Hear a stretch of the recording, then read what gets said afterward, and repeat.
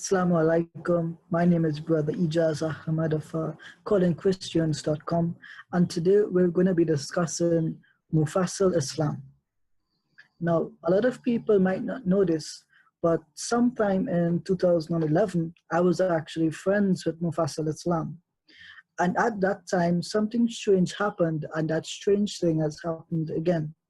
So in my possession are a couple emails. You'll be seeing a screenshot of this on your screen right now, where I have something like 884 emails from him during my interactions with him on Facebook. He used to tag me in comments, tag me in posts. He created a few debate groups on Facebook when that stuff was popular 5 years ago. And so I was active then. I didn't know him that well, but we were active together, you know. And 5 years ago, he had an incident, and I don't know how to explain it, but he went from making videos and making posts, and you'll be seeing screenshots of these posts as I go along. He would make posts, he would make videos defending Islam, responding to atheists, agnostics, and Christians. And he did this quite often for a very long period of time. But sometime in 2011, something strange happened. He came out as an atheist. Now that might sound weird.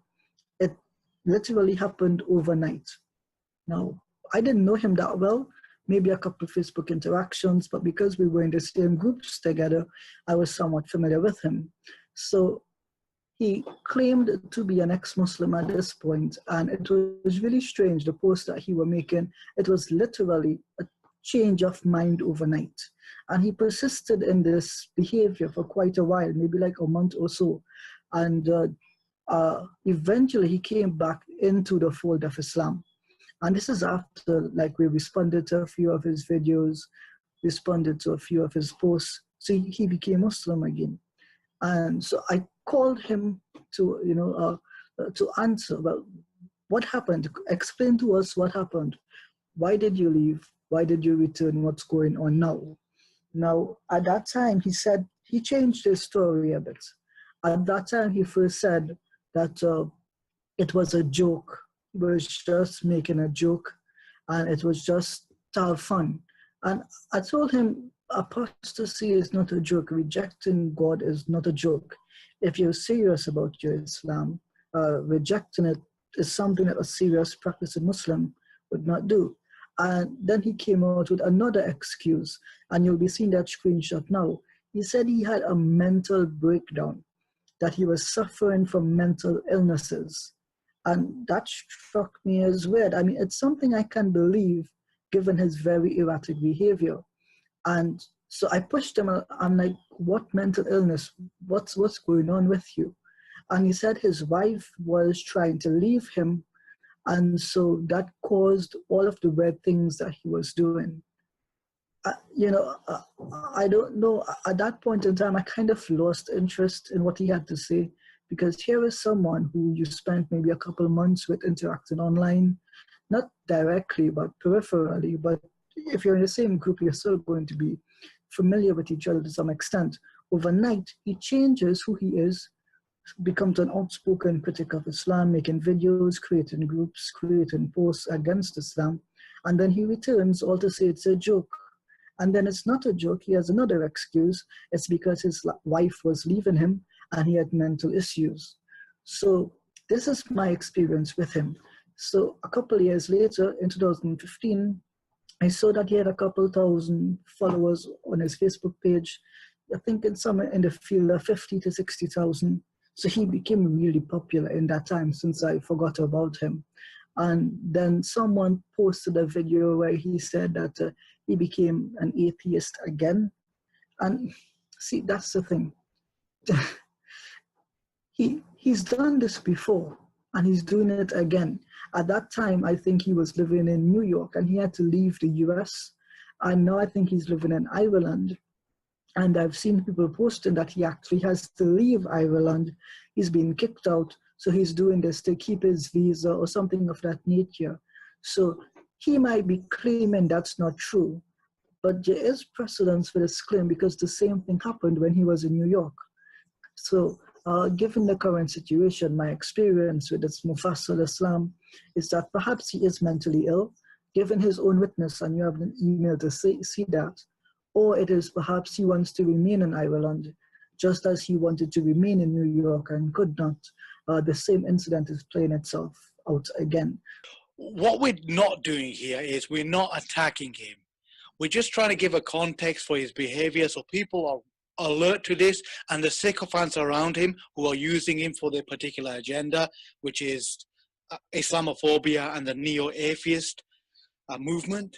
These individuals, they need to recognize that they're manipulating somebody who potentially could have some serious issues, either asylum issues or mental issues. Recently, he made a video where he was trying to convince his mother. Now, keep this in mind, he's 50, right? 49 or 50. His mother must be probably around 70. He's trying to convince her to leave Islam so she dies as somebody who has no religion at all. Now, that's marked as somebody who has mental problems or family problems, and he's trying to get back at family members. So he's got a vendetta against family members maybe as well. So you've got to recognize this. And in pretty much all his videos, he adds ex-Muslim speaks into the title. So this is how he self-identifies. He identifies himself as something that he's not, something that he used to be. Now, who does that? Does somebody call themselves an ex-CEO or ex-atheist speaks, ex-Hindu speaks? Nobody does that, right? So there's some issues there as well. Mustafa, what do you know about this individual? What's your experience following him? Well, me being a Bengali in London, after such Mufassil becoming a murtad, an apostate, it kind of went round everywhere. Everyone was finding out, oh, this guy, have you seen him on YouTube? Have you done this? Have you done that?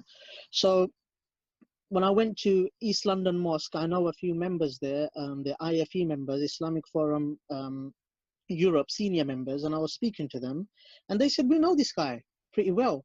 He was a Jamaati follower for Bangladeshi movement, for Islamic movement. He used to preach Islam. He used to defend Islam. He had a lot of political background, not as a senior political member, but he was one of the political, like a seeker. He would go back home and speak to MPs and speak to certain like chair people around Bangladesh.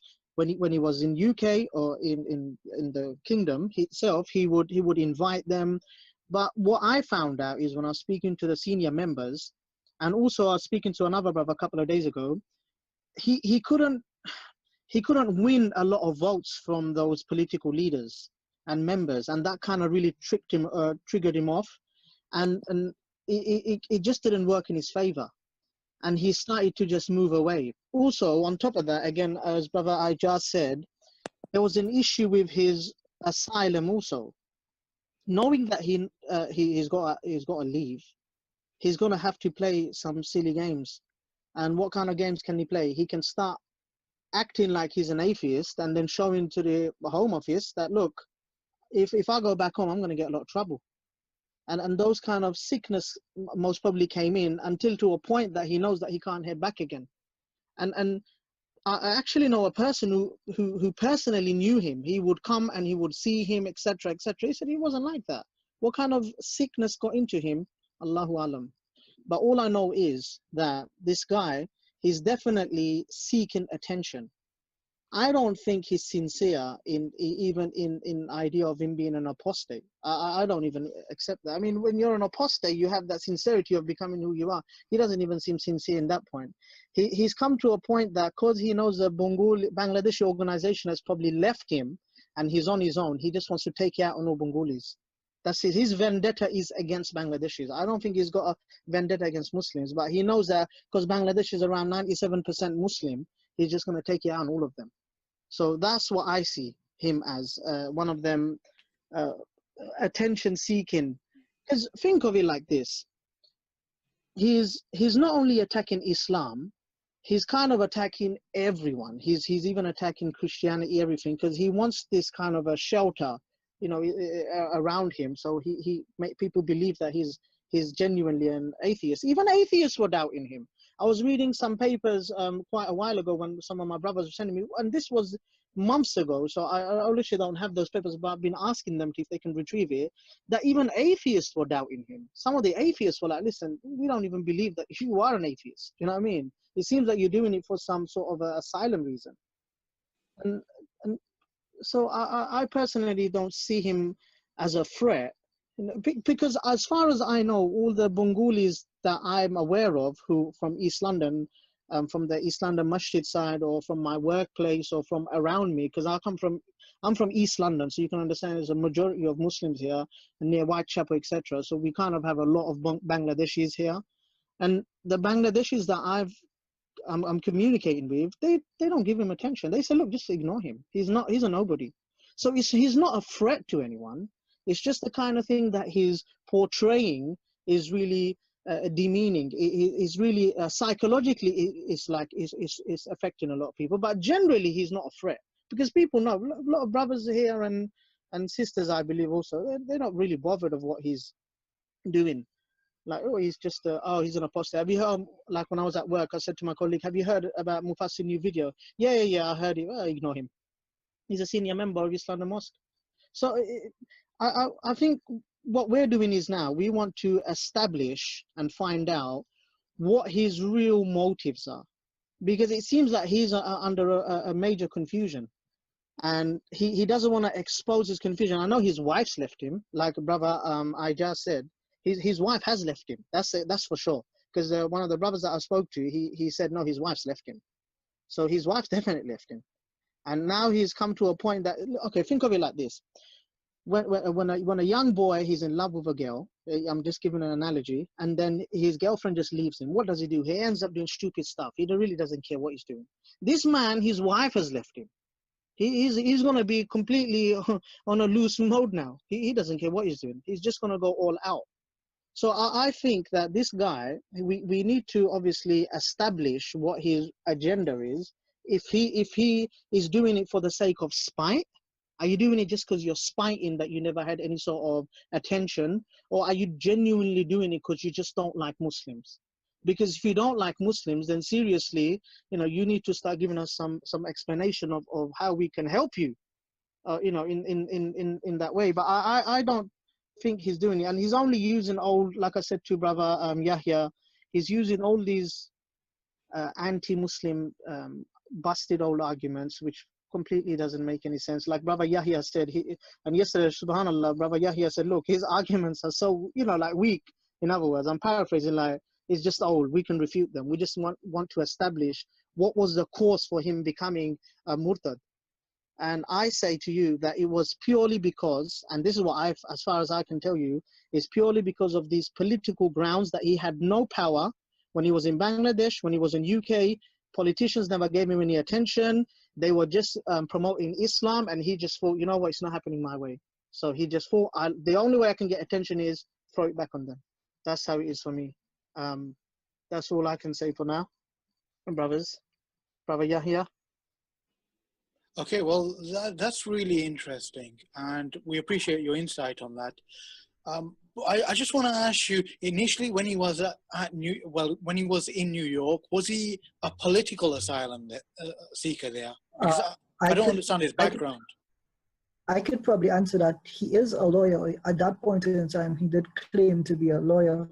And he claimed at that time as well, he was well known within the Bangladeshi political establishment. And he, in one of the emails, I think that should be a screenshot, he mentioned that he works with human rights in Bangladesh, basically. So that's what he used to do. So he was, I think, a political asylum person, perhaps, but I do know that he did have to leave New York. For one reason or the other, he had to leave the United States. And again, if what Mustafa is saying is correct, then at that time, his wife was leaving him. It caused him to leave Islam.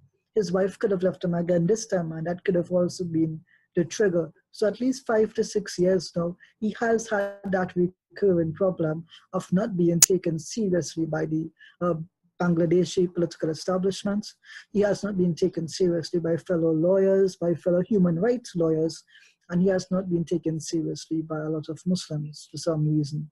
So whatever he's been trying, it's failed. He's tried it again.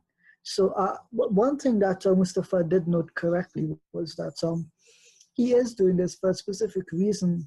And I believe the excuse he's trying to use is, look, guys, I can't go back to Bangladesh because they're killing all of these secular bloggers, these atheist bloggers. They're chopping them to death.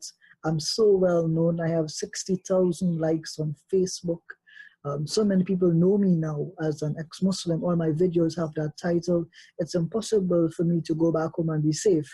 You know, you have to consider me as a victim, as a person that needs political asylum. Because if I go back home, they're going to kill me. Yeah. So I think that's the angle he's trying to work with. Right. But it's very thinly veiled. That's my perspective. It's like, because he's done. So it's like, I don't know if you recently read the stories about Iranians coming to Germany and pretending to convert to Christianity. They also do it in Liverpool as well. So they pretend to convert to Christianity, and then they say, look, we've converted to Christianity. If we go back to Iran, they're going to kill us because we've left the religion. And because they go into Christianity, there's proof that they're with a different religion other than Islam. So that's why they don't become atheists.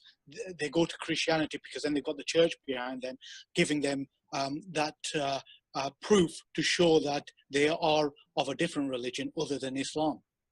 Yeah, it's trying to give them some form of credibility. But here's the thing. He already has very little to no credibility amongst the Bangladeshi or the Bengali Muslims. Very little, as Brother Mustafa pointed out. And now he has even more less so, not only among the Muslims, but the non-Muslims. Because I've been seeing posts by atheists thinking that he's doing this for the very reason of political asylum. So hear what, guys, my perspective is this.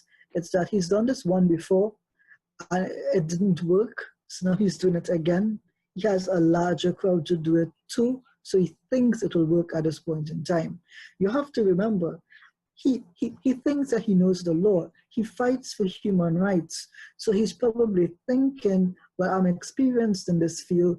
I can prove that I can't go back home because I'm no longer a Muslim. So because it failed before and because so very few people knew about it then, I think he supposed that he could get away with it this time. But that doesn't seem to be the case. People are seeing directly through it. That's my perspective. Right. So maybe this explains why he's got this catalog of videos now. He's almost making one video every 5 hours against Islam or well, apparently somebody sent me that message and said that, oh, he makes a video every 5 hours, so he's clearly not working. And he's just trying to build up this catalog of proof for his asylum case, I guess. And yeah, but what good is that asylum case going to do? Because we understand that if we look into on a national scale, and brother Yahya will agree with me, is that whether you have this problem with Bangladeshi asylum or a Polish asylum problem, the country will take in account to say, look, if you're becoming a problem to the Muslims of the country, then we need to start dealing with you. Because what he's doing is his videos are not going to help him. Because when they use it against him, they're going to say, well, your videos are only attacking Islam. So what good are you going to do by staying in this country? Do you know what I mean? He's not making any benefit out of his video. Had he been just an apostate who just wants to stay clean? He say, look, I don't want to accept your religion. Allah says in the Quran, whoever wants to believe, let them believe. Whoever wants to disbelieve, let them disbelieve. I just don't want to be like you guys. I want to disbelieve. I want to move away. Fine, you can do it. This is your right as a British citizen or as a citizen of the country. You have the right. Everyone has the right. Islamically, you have the right, for crying out loud. What are you doing this for? What are you gonna gain doing that? This is what I'm trying to say. You're hiding like a weasel. You don't want to come out and confront actual Muslims. I may not be a Muslim scholar or an imam or so and so, but at least you can come confront me and say, you know what, Mustafa, let me sit down with you. You know what, brother Ajaz, let me sit down with you. Brother Yahya, let me sit down with you. You don't want to do that. You just want to hide behind your laptop, make a few videos, and you just want to attack Islam. I don't think that is sensible or reasonable or rational in any way. He didn't reveal this Quran for you to be miserable. I mean, Allah subhanahu wa ta'ala said that to his prophet. We did not reveal this Quran for you to be miserable. The mukhalafa, the understanding, the reverse understanding is anzalnahu li tas'ad. We revealed this book to make you happy. So if Islam is not making you happy, something's wrong with your Islam. And if you're making other people unhappy, you know, woe unto you for driving people out of Islam. You know, and there are people that are driving people away from Islam. And we're in the end game, people. I mean, if you don't see that, I don't know what planet you're living on. We're coming down to end game. Maybe it's 100 years from now. Maybe it's 200. I don't know. Those things are in the knowledge of God. But our Prophet said, "Bu'ittu wasa'a kahataini." I was sent, and the end of time are like these two. And he put his wusta and his sababa together, just like that. "Bu'ittu ana wasa'atu kahataini." I was sent, and the hour is like this. That was 1400 years ago. And in terms of how long humans have been here, it's not a long time, 1400 years. It's just a flash. So this is a time for people to have a lot of rahab, you know, just expansiveness in their hearts for people. Baza, baza. I wish I could quote it in Persian, but you know, we're in the city of Maulana Jalaluddin, and he has a beautiful qasida which is in the entrance to his maqam. Come again. Come.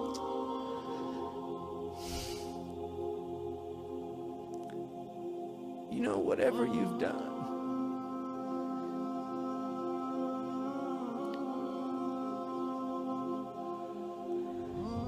this isn't a caravan of despair. You know, sinner, if you've broken your vow 1,000 times, just come back. The door's open, and anybody that closes it is a shaitan. You know, and there's people closing that door on people that need to hear that message. You know, because this world can defile you. But no matter how defiled you are, Allah's door is open. No matter what's happened to you, Allah's door is open. I mean, we have testimony in the hadith to a mass murderer who was given Tawbah. He killed 100 people and he was given Tawbah. This door is open, and people, we need to open it up and let people come in with all their faults and all their flaws and all their dysfunctionalities and all their problems. Just open the door and let people come in.